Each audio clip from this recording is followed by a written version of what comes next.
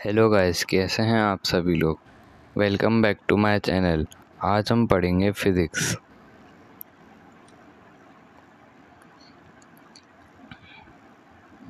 तो कल हमने पढ़ा था वेव स्पीड के बारे में। उसके बाद हमने उसकी एक डेरिवेशन की थी। उसके बाद हमने वेव फ्रंट के बारे में पढ़ा था। तो आज हम पढ़ेंगे पीरियोडिक मोशन के बारे में। पीरियोडिक मोशन होता क्या है? पीरियोडिक मोशन एक मोशन है जो कि एक अपने आप को रिपीट करता है एक इंटरवल ऑफ टाइम में, ठीक है ना। Particular interval of time period ये पीरियडिक या फिर ऑसिलेटरी मोशन कहलाता है।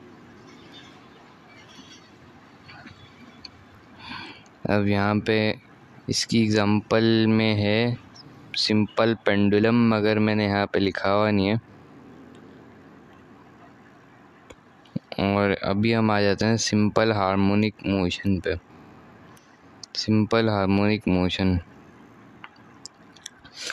व्हेन एन ऑब्जेक्ट ओसिलेट, जब कोई भी ऑब्जेक्ट ओसिलेट करता है, ठीक है, अबाउट अ फिक्स पोजीशन यानी कि मीन पोजीशन से, its acceleration is directly proportional to displacement, ठीक है। एक्सीलरेशन है जो कहते हैं कि डिस्प्लेसमेंट के डायरेक्टली प्रोपोर्शनल है फ्रॉम मीन पोजीशन, यानी कि मीन पोजीशन से जो डिस्प्लेसमेंट होती है उसके डायरेक्टली प्रोपोर्शनल है। Is always directed towards the mean position, यानी कि हमेशा मीन पोजीशन की तरफ डायरेक्टेड किया जाता है। और ये इट इज ऑल्सो कॉल्ड, ये हमारे पास कहलाता है SHM, यानी कि सिंपल हार्मोनिक मोशन।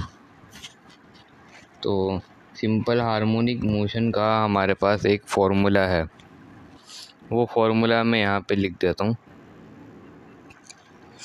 वो फॉर्मूला है FR is equal to equal to नहीं आएगा, directly proportional to minus acceleration. Minus acceleration क्यों? क्योंकि माइनस का मतलब है एक्सेलरेशन इसके डायरेक्टली प्रोपोर्शनल तो है, मगर अपोजिट डायरेक्शन में, यानी कि डायरेक्शन इसकी चेंज है। उसके बाद यहाँ पे जब कभी भी हम प्रोपोर्शनलिटी की साइन हटाते हैं तो कोई ना कोई कांस्टेंट हमारे पास आता है। तो यहाँ पे आएगा हमारे पास स्प्रिंग कांस्टेंट, यानी कि के कांस्टेंट, और यहाँ पे आएगा माइनस का के कांस्टेंट, क्योंकि जब ये माइनस के x से मल्टीप्लाई होगा तो इसका जो माइनस प्लस माइनस है वो माइनस हो जाएगा और ये kx हो जाएगा। तो माइनस का ये हो गया kx। यहाँ पे मैं लिख भी देता हूँ, वेयर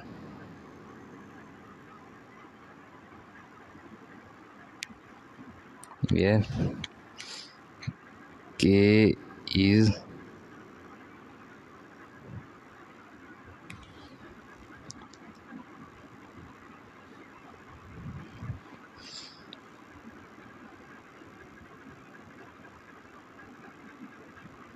स्प्रिंग कांस्टेंट।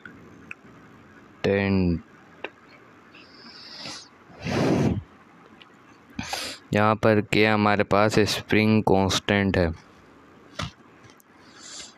तो इसका मतलब हमारे पास जो इसका यूनिट आएगा वो आएगा न्यूटन पर मीटर, क्योंकि हमारे पास फोर्स का यूनिट है न्यूटन और जो हमारे पास एक्सीलरेशन नहीं,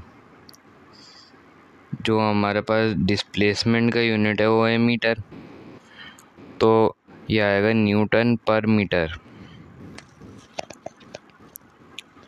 यहाँ पे हम लिख देते हैं, नीचे ही लिखेंगे यूनिट इसका क्या है, यूनिट बराबर है न्यूटन पर मीटर के।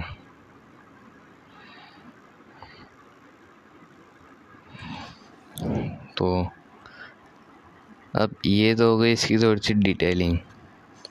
अब हम इसकी कर लेते हैं एक डेरिवेशन। तो यहाँ पे हमें एक्सीलरेशन फाइंड करनी है। ये फॉर्मूला हमारे पास गिवन है, F(r) is equal to minus k x के बराबर है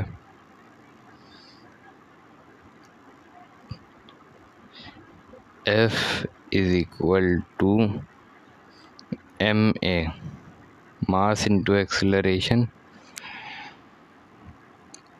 और ma बराबर है हमारे पास माइनस का के x.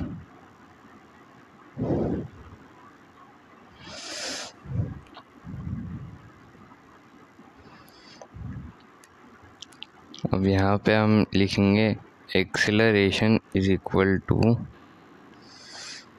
Minus k upon m, और यहाँ पे x ऐसे का ऐसे ही, क्योंकि अब हम इसको थोड़ा सा समझ लेते हैं। यहाँ पे m मल्टीप्लाई हो रहा है, हमें फाइंड क्या करना है, एक्सीलरेशन फाइंड करनी है। तो जब m इधर जाएगा तो डिवाइड होगा, तो हमने भी यही किया है, बस m को इक्वालिटी के इस तरफ भेजा है तो वो डिवाइड हो गया। तो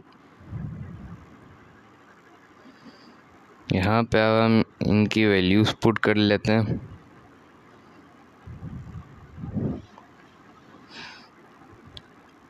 a equal two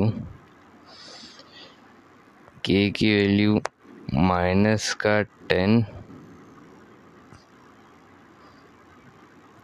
into x की वैल्यू 0.2 अपॉन m की वैल्यू 0.25।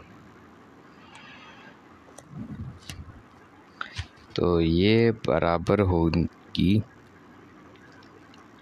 a की वैल्यू -2 अपॉन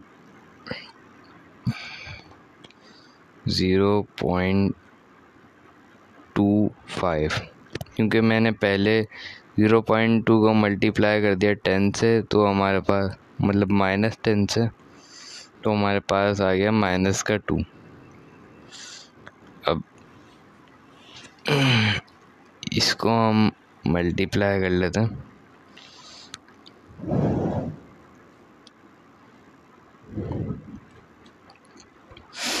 अब ये -2 एज इट इज़, और ये मल्टीप्लाई बाय 100 अपॉन 25।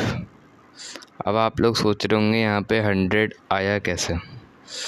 तो सबसे पहले जब भी हम ये पॉइंट हटाते हैं तो यहाँ पे आता है मल्टीप्लाई के अंदर 1, ठीक है ना, और 1 के पीछे जितने डिजिट इसके पीछे है ना, यानी कि पॉइंट के पीछे हमारे पास जितने भी डिजिट हैं तो वो उतने हम 0 लगा देते हैं, सही है। उम्मीद है आप लोगों को यहाँ तक क्लियर होगा। तो ये आ गया एक्सीलरेशन इज इक्वल टू -2 × 100/25। ये बराबर होगा एक्सीलरेशन इज इक्वल टू 200/25। अब इसको हम काटेंगे 5 के टेबल से। 5 5 25 होता है और 5 5 होता है, तो नीचे वाला तो कैंसिल हो गया। अब यहाँ पे 5 40 200 और यहाँ पे आएगा 5 8 40। तो हमारे पास जो एक्सीलरेशन आती है, यहाँ पे माइनस का साइन वैसा का वैसा ही रहा।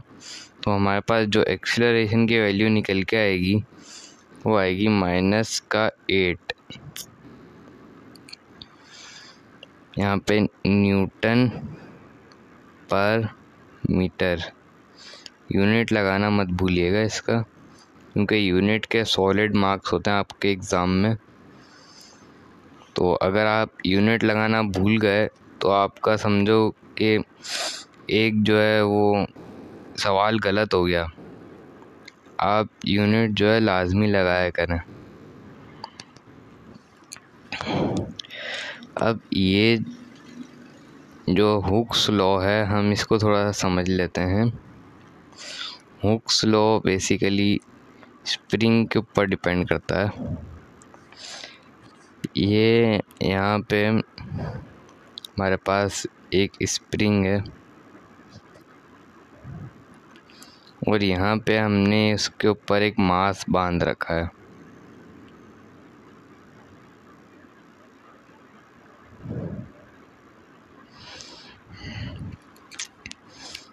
और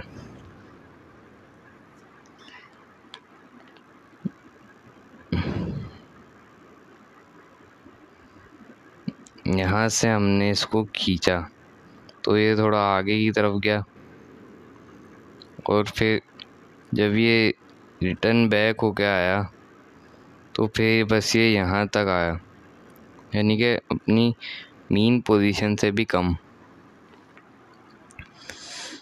तो ये है इसकी मीन पोजीशन, ठीक है। और ये है इसकी एक्सट्रीम पोजीशन।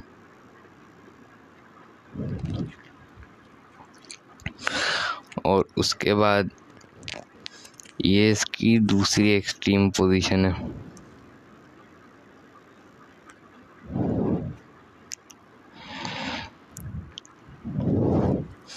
तो आज का जो हमारा लेक्चर था वो यहीं तक था। उम्मीद है आप लोगों को आज का मेरा जो लेक्चर है वो समझ आया होगा। और अगर आपको कोई क्वेश्चन, कोई कन्फ्यूजन, तो आप वो पूछ लीजिएगा मुझसे। तो मिलते हैं आपसे नेक्स्ट वीडियो में।